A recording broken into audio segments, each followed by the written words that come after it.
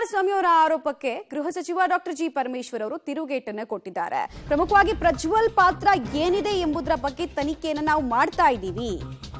ಸುಮ್ಮನೆ ಗಾಳಿಯಲ್ಲಿ ಗುಂಡು ಹೊಡೆಯೋದು, ಹೆಸರು ಹೇಳೋದಲ್ಲ. ತನಿಖೆ ಆದ್ಮೇಲೆ ನಿರ್ದಿಷ್ಟವಾಗಿ ಹೇಳ್ಬಹುದು, ಮೊದಲೇ ಹೇಳೋದಕ್ಕೆ ಆಗಲ್ಲ ಅಂತ ಸಚಿವ ಪರಮೇಶ್ವರ್ ಅವರು ತಿರುಗೇಟನ್ನು ಕೊಟ್ಟಿದ್ದಾರೆ. ಪೆನ್ ಡ್ರೈವ್ ಲೀಕ್ ಪ್ರಕರಣದಲ್ಲಿ ಡಿಕೆ ಶಿವಕುಮಾರ್ ಅವರ ಕೈವಾಡದ ಆರೋಪಕ್ಕೆ ಸಂಬಂಧಪಟ್ಟಂತೆ, ಕುಮಾರಸ್ವಾಮಿ ಅವರು ಮಾಡ್ತಾ ಇದ್ದಂತಹ ಗಂಭೀರ ಆರೋಪಕ್ಕೆ ಸಂಬಂಧಪಟ್ಟಂತೆ ಪ್ರತಿಕ್ರಿಯೆಯನ್ನ ಗೃಹ ಸಚಿವ ಡಾಕ್ಟರ್ ಜಿ ಪರಮೇಶ್ವರ್ ಕೊಟ್ಟಿರೋದು ಹೀಗೆ. ಅಲ್ಲ, ನಾವು ಅದನ್ನೇ ಮಾಡ್ತಾ ಇದ್ದೀವಲ್ಲ.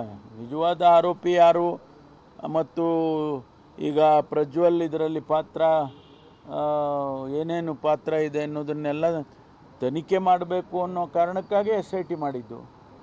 ಏನೋ ಗಾಳಿನಲ್ಲಿ ಗುಂಡು ಹೊಡೆದಾಗೆ ಯಾರ್ಯಾರ್ದೋ ಹೆಸರು ಹೇಳೋದು ಅಗತ್ಯ ಇಲ್ಲ. ತನಿಖೆ ಆದಮೇಲೆ ನಮಗೆ ಗೊತ್ತಾಗುತ್ತೆ ನಿರ್ದಿಷ್ಟವಾಗಿ ಇಂಥವರೇ ಕಾರಣ, ಇಂಥವರೇ ಹಂಚಿದ್ರು ಪೆನ್ ಡ್ರೈವನ್ನು, ಇಂಥವರೇ ಮಾಡಿದರು, ಅದೆಲ್ಲ ಗೊತ್ತಾಗಬೇಕಲ್ಲ. ಈಗ ನಾವು ಕ್ರಮ ತಗೊಳ್ಳೋದು. ಈಗ ತನಿಖೆ ಆಗ್ತಾ ಇದೆ. ತನಿಖೆ ಆಗೋದಕ್ಕೆ ಮುಂಚೆನೇ ನಾವುಗಳು ಹೇಳಿಕೆಗಳನ್ನ ನಾವು ಕೊಟ್ಟರೆ ಅದು ತನಿಖೆಗೂ ಕೂಡ ತೊಂದರೆ ಆಗ್ಬೋದು. ಪ್ರಜ್ವಲ್ ಅನ್ನ ವಿದೇಶಕ್ಕೆ ದೇವೇಗೌಡರೇ ಕಳಿಸಿದ್ದಾರೆ ಎಂಬ ಸಿಎಂ ಸಿದ್ದರಾಮಯ್ಯ ಅವರ ಆರೋಪಕ್ಕೆ ಸಂಬಂಧಪಟ್ಟಂತೆ ಜೆಡಿಎಸ್ ನಾಯಕ ಹಾಗೂ ಶಾಸಕ ಜಿಟಿ ದೇವೇಗೌಡರು ರಿಯಾಕ್ಷನ್ ಕೊಟ್ಟಿದ್ದಾರೆ. ಪ್ರಜ್ವಲ್ ರಾಜ್ಯಕ್ಕೆ ಬರುವಂತೆ ದೇವೇಗೌಡರ ಪತ್ರ ವಿಚಾರಕ್ಕೆ ಸಂಬಂಧಪಟ್ಟಂತೆ ರಿಯಾಕ್ಷನ್ ಕೊಟ್ಟಿರೋದು. SIT ತನಿಖೆ ಮಾಡ್ತಾ ಇದೆ, ಈಗ ನಾನು ಏನು ಹೇಳಕ್ ಆಗಲ್ಲ, ತನಿಖೆಯ ವರದಿ ಬಂದ ಬಳಿಕ ನಾನು ಮಾತಾಡ್ತೀನಿ ಅಂತ ಜಿಟಿ ದೇವೇಗೌಡರು ರಿಯಾಕ್ಷನ್ ಕೊಟ್ಟಿದ್ದಾರೆ. ಹಾಗೆ ಅವರೇ ಕಳಿಸಿದ್ದಾರೆ ಎಂಬ ಸಿಎಂ ಹೇಳಿಕೆಗೂ ಕೂಡ ಗರಂ ಆಗಿದ್ದಾರೆ ಜಿಟಿ ದೇವೇಗೌಡರು.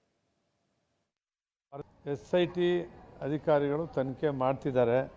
ಆ ವರದಿ ಬರಲಿ, ಬರೋವರೆಗೂ ಸಾಕಷ್ಟು ಚರ್ಚೆಗಳಾಗಿದ್ದಾವೆ.